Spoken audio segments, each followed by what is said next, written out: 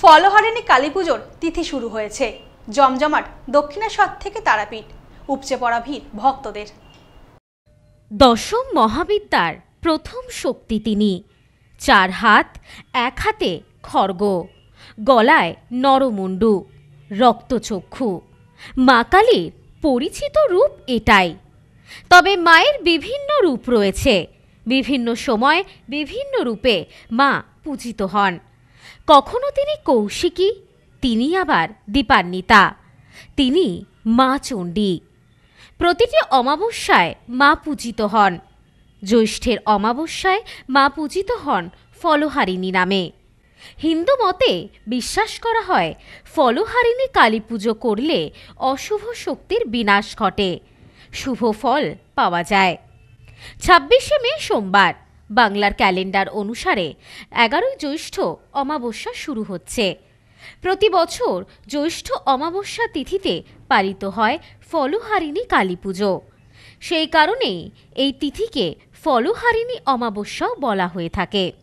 বিশুদ্ধ সিদ্ধান্ত পঞ্জিকা অনুসারে সোমবার দুপুর 12টা 13 মিনিটে পড়েছে অমাবস্যা এবং গুপ্ত প্রেস পঞ্জিকা অনুসারে সোমবার সকাল 11টা 7 মিনিটে অমাবস্যা শুরু হয়ে গেছে, যা শেষ হবে মঙ্গলবার সকাল 8টা 32 মিনিটে।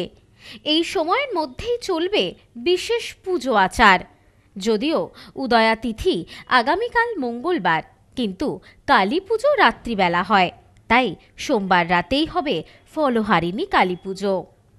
ফলহারিণী কালী পুজোতে মাকে দেওয়া হয় নানা ভোগ, রাজবেশে পূজিত হন মা।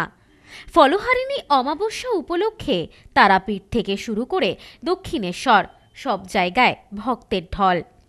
প্রতি বছর জ্যৈষ্ঠ মাসের অমাবস্যা তিথিতে ফলহারিণী রূপে পূজিত হন মা, আর জ্যৈষ্ঠ অমাবস্যাতে পালিত হয় ফলহারিণী এই অমাবস্যা। ফলহারিণী কথার অর্থ হল ফল হরণকারী। ফলহারিণী রূপে আদ্যাশক্তি মহামায়া মা কালী সব অশুভ ফল হরণ করেন। হিন্দু মতে প্রচলিত বিশ্বাস অনুসারে এই তিথিতে মা কালীর পুজো করলে অশুভ কাজের ফল নাশ হয় এবং শুভ ফল লাভ হয়। এই তিথিতে মরশুমি ফল নিবেদন করে মা কালীর পুজো করা হয়ে থাকে।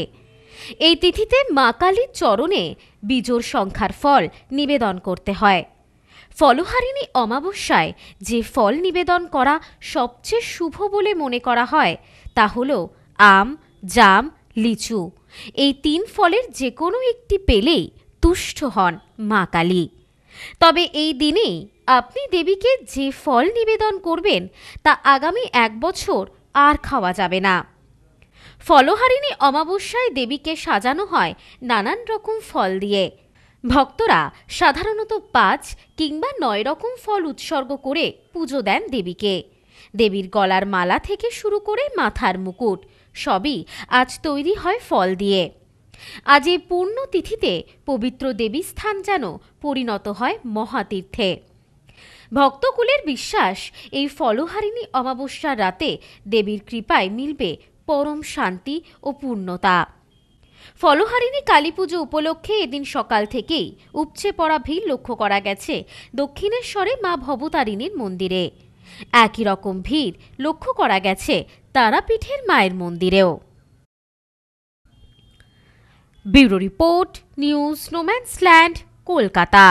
সম্প্রীতি guest house hotel and restaurant. সমস্ত আধুনিক সুবিধাযুক্ত AC double bedroom, standard double bedroom, twin bedroom, deluxe double bedroom. আমাদের হোটেলেই রয়েছে বাঙালির খাবার সহ মাল্টি কুইজিন রেস্টুরেন্ট। শহরের মধ্যে অথচ সম্পূর্ণ নিরাপদ পরিবেশে থাকা খাওয়ার একমাত্র ঠিকানা Sampriti guest house hotel and restaurant, Chakdaha road, টবাজার, বনগাঁ। ফোন 03215257603।